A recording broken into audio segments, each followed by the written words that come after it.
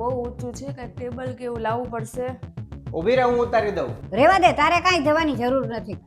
અને મનીષા જા, ઉપર ટેબલ પડ્યું જ છે, લે એને ઉતારી લે. ભાવિન ઓલા કરિયાણાવાળા ભાઈ છે ને, એનો ફોન આવ્યો હતો. આપણે એને જે લિસ્ટ આપ્યું હતું ને સામાનનું, એ એને પેક કરી દીધું છે, પણ એને ત્યાં છોકરો કોઈ છે ને તો મોકલી નથી શકતા, તો હું જઈને લઈ આવું છું.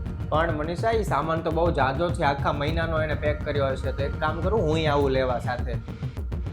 ઊભો રે, પેલા માસીની ને મારી ટિકિટ બુક થઈ ગઈ, પણ હોટેલ બુક કરવાની બાકી છે, તો ઈ પેલા કરી લે. એની હારે નથી જવાનું. તું જા, એકલી લઈ આવ. એકલી નથી લાવી શકતી, એને હું કામ હેરાન કરે છે? હા, હું લઈ આવું છું. તું જલ્દીથી ટિકિટ બુક કરી દે ને હોટેલ બુક કરી દે. મનીષા, આજ મારા ભાઈ ભાભી આવે છે, તો રસોઈ બનાવવાની છે. પણ મમ્મી, મારી તબિયત સારી નથી.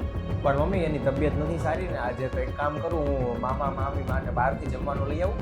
ના ના, બહારથી કાંઈ નથી લાવવું. એમાં તો કેટલી અડધી કલાક થાય લેવા જવાનું ને અહીંયા આવવું. ઈ નથી કરું કાંઈ. અને તું છે ને ખાલી ઊંધિયું પૂરી બનાવી નાખ, એમાં કાંઈ વાર નહીં લાગે. મારી તબિયત નથી સારી, તોય મમ્મીએ જમવાનું બનાવવાનું કીધું. તબિયત સારી હોત તો હું બનાવી જ દઉં ને. આ માથું બહુ દુખે છે, તો મનીષાને કે ને વિક્સ લઈ આવી દે બહારથી.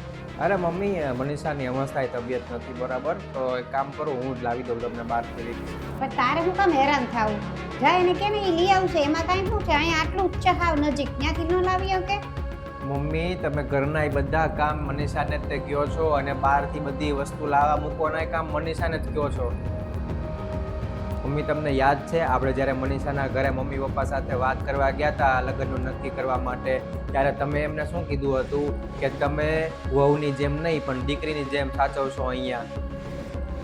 પણ તમે ક્યારેય એને દીકરીની જેમ રાખી જ નથી. તમે હંમેશા એને વહુની જેમ જ રાખી છે. બીજાની દીકરી છે અને બીજાના ઘરેથી આવી છે, એવી જ રીતના તમે એને સાચવી છે. પોતાનું ક્યારેય તમે નથી રાખ્યું. અને જ્યારે આપણી બેનનો ફોન આવે એના સાસરેથી, ત્યારે તમે એને શું કહો છો કે ઓહો, તારા સાસુ સસરા તો કેવા છે, બધું કામ તારી પાસે કરાવડાવે છે. અને તમે ઘણીવાર તો એને એમય કહો છો કે આ તારા સાસુ સસરા છે ને એ ખાલી કામવાળી બનાવી દીધી છે તને, એમ વહુ જેમ રાખતા જ નથી. હવે જો આપણી બેન છે એ તમને કહેતી હોય બધી વસ્તુ બધી વાત, તો પછી મનીષા એના ઘરે નહીં કહેતી હોય? કહેતી જ હોય ને.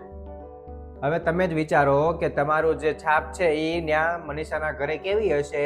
આવો ખરાબ જ હશે. કેમ કે તમારી નજરમાં બેનના સાસુ સસરાની છાપ ખરાબ છે, એવી રીતે જ્યારે મનીષાના ઘરે મનીષાના મમ્મી પપ્પાની નજરમાં તમારી છાપ ખરાબ જ હશે.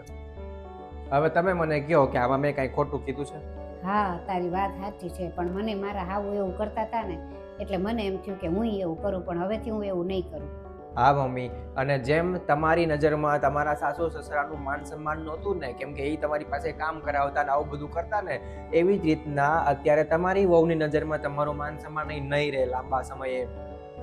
અને મારી એક વાત યાદ રાખજો મમ્મી, જે બીજાની દીકરી આપણા ઘરમાં વહુ બનીને આવી છે ને, એને તમે બહુ મોટા મોટા વચન દીધેલા છે ને કે હું દીકરી બનાવીને રાખીશ, દીકરીની જેમ સાચવીશ. તમે એને દીકરીની જેમ સાચવો કે ન સાચવો, પણ તમે એને નોકરાણી તો ન જ બનાવો.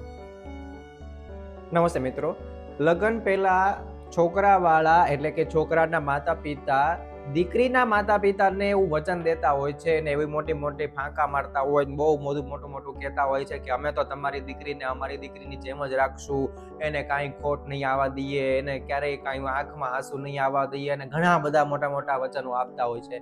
પણ આમાંથી અમુક જ વચન કદાચ ભાગ્યે જ જો નસીબ સારા હોય તો સાચા પડે, બાકી એકેય વચન સાચા પડતા નથી. અને એને હંમેશા વહુની જેમ તો સાચવવામાં આવતી જ નથી, એને તો આખી જિંદગી નોકરાની જેમ જ સાચવવામાં આવે છે. અને આ હકીકત છે, આ કદાચ 80-85 કે 90% ઘરોની આ હકીકત છે. એટલે હંમેશા જો તમે બીજાની દીકરીના મમ્મી પપ્પાને વચન દેતા હો ને કે દીકરીની જેમ જ સાચવશું, તો એમ યાદ રાખવું કે એ વચનનું પાલન કરવું અને એને દીકરીની જેમ સાચવવું.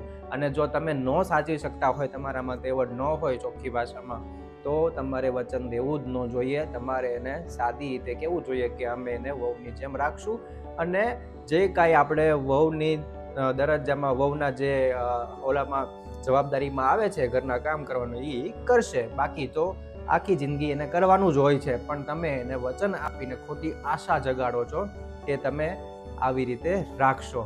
બાકી તમને વિડીયો ગમ્યો હોય તો લાઈક, શેર અને કમેન્ટ કરજો.